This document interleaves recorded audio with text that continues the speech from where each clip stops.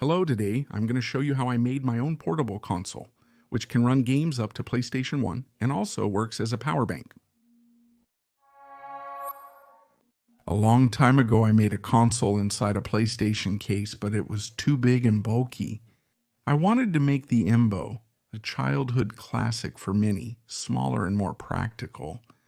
I didn't have one when I was a kid, but I was able to buy one when I grew up, and since I always thought the design was spectacular, I decided to make mine based exactly on that one. There are a lot of 3D designs of this console circulating on the internet. So what I did was choose one and simply modify it to fit what I needed now. I was going to use a Raspberry Pi 3 and a 4-inch screen. It's funny because the special screens for Raspberry are very expensive. But this is the rear view monitor from a car parking system, so it was very cheap for me, about $20. Nothing more. It has a composite video input, which we can connect directly to the Raspberry, and a resolution of 320. Can you believe that's very low resolution, especially by today's standards? But keep in mind that the best console we'll be emulating is the PlayStation 1, and the PlayStation 1 had that same native resolution for its games, so it works perfectly. For the design, I used a website called Finkercad. The design is somewhat lacking. It's quite basic, but very easy to learn, and it helps you do many things, like this console. In the design, I included a space for the Raspberry where it has access to the side ports. I also considered the space needed for the screen, a battery, and the controls themselves. Once I had the entire design finished, I printed it in 3D. The design is in the description if you want to print and modify the same one I did. To print it, I used silk filament, yellow and white. I think the finish is spectacular, especially when printing it with a very fine layer height.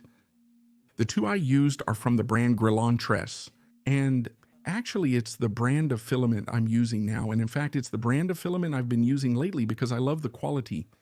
For the battery, I needed one that would fit, and in this case an 18650 cell, which I usually use on my channel.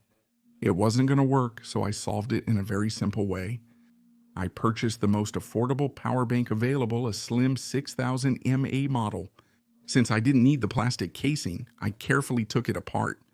And as you can see, I was left with just the battery, which is a lithium polymer battery. That's what makes it so thin. In addition to that, I kept the regulator chip. With all the components ready, I could start with the most important part, the console itself. I used a Raspberry Pi 3, but a Raspberry Pi Zero can also be used, but not all emulators will run on it. Heavier ones will be excluded. I installed RetroPie on the Raspberry Pi, an operating system with built-in emulators. I also installed a program to use Spotify, another program to turn it on and off, and a Joystick emulator. I spent a significant amount of time setting everything up, and some aspects were quite complex.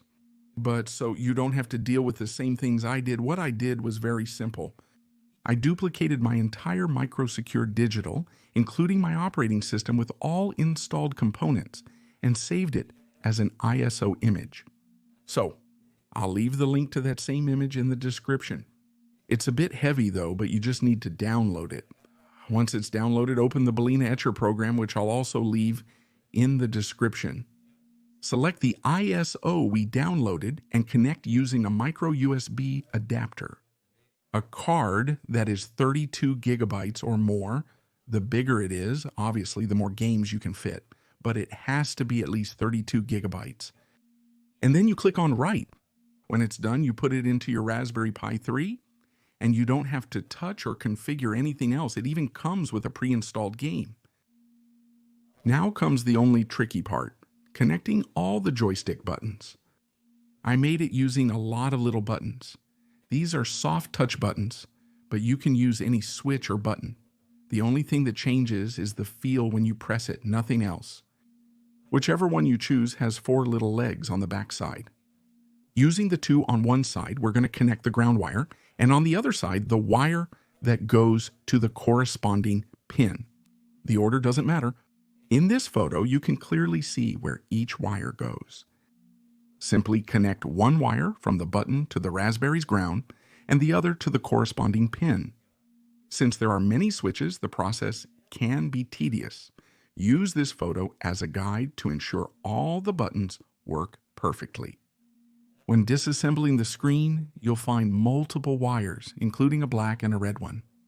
We'll use a small voltage booster since the screen uses 12 volts and the Raspberry uses 5 volts. I'll leave the link in the description in this reference image so you can see how everything is connected. It's important that each wire goes in its place because if not, we risk burning something. Along with the red and black wires, the yellow wire also connects to the Raspberry. Double check its exact connection point. Finally, connect the Raspberry to one of the power bank's USB ports with a micro USB cable. I put a switch in the middle so I could cut the power if I wanted to. With everything connected, now we can screw everything into place and close up our console. Now we're ready to test it. Finally, we turned on our switch and it will start up automatically. It takes a moment because it has to boot up the entire operating system the first time you turn it on. It will tell us to set up the joystick. So we hold down any key and then press the key that it shows us on the screen. If we don't have any key because we simply didn't assign it, we just hold down any key and that's it. It skips it. To add games to it, it's also super simple. First, we connect any USB drive to our PC and format it to file allocation table, 32, just like shown in the video. Once this is done with our console turned on, we connect our USB drive and wait for about 2 minutes. Then we reconnect the USB drive to the PC. And we see that now a bunch of folders have been created. Now we need the game. We search for our game on the internet, type the name of the game followed by the word read-only memory, for example, Crash Bandicoot, read-only memory, and download it. Since this is a PlayStation 1 game, we're going to put the read-only memory we downloaded unzipped inside the read-only memory S folder and then inside the PlayStation 1 folder. Lastly, reconnect the flash drive to the console and wait for 1 to 2 minutes. This is so the game gets transferred to our Raspberry. Remove the flash drive, restart the console using arrow keys, select desired emulator to see game count, choose a game, and start playing. According to my calculations, I found on the internet that the Raspberry uses an average of about 3 watts of power, and our power bank is about 20, so we would have about 5 hours of gameplay, considering the consumption of the other components. Also, I left the USB ports of the power bank's regulator chip free underneath. That way I can use them to, for example, charge my phone if I don't want to play games from consoles up to Play 1. And also we can connect our television via HDMI, connect joysticks to the USB ports, and play with up to 4 people. It functions as both a portable and tabletop device. And to charge it, we simply connect a micro USB to the power bank board's input. If for some reason we want to change the micro USB, we can do it through the little window I left on the back so we don't have to take apart the whole console. Anyway, it's a nice project to bring back childhood memories for many people, and it works really well. It made me want to build my own arcade, which I'm already working on, and I plan to upload to my channel soon. To turn it off, it's very simple. You just hold down the middle button and that's it. Once it's off, you cut the power with the switch. Without a doubt, it's one of the best and most versatile retro consoles out there. Plus, it's very open to all kinds of possibilities for building it. I loved how it turned out and all the games we can add and play on it. Thanks to Fernando Zarilla for his level 2 subscription on Patreon. And if you want to join, I'll leave the link in the description. With a monthly contribution, you'll be able to see the content before it's on YouTube, as well as additional content. Thanks for watching. If you enjoyed it, remember to comment and like. See you next time. Bye.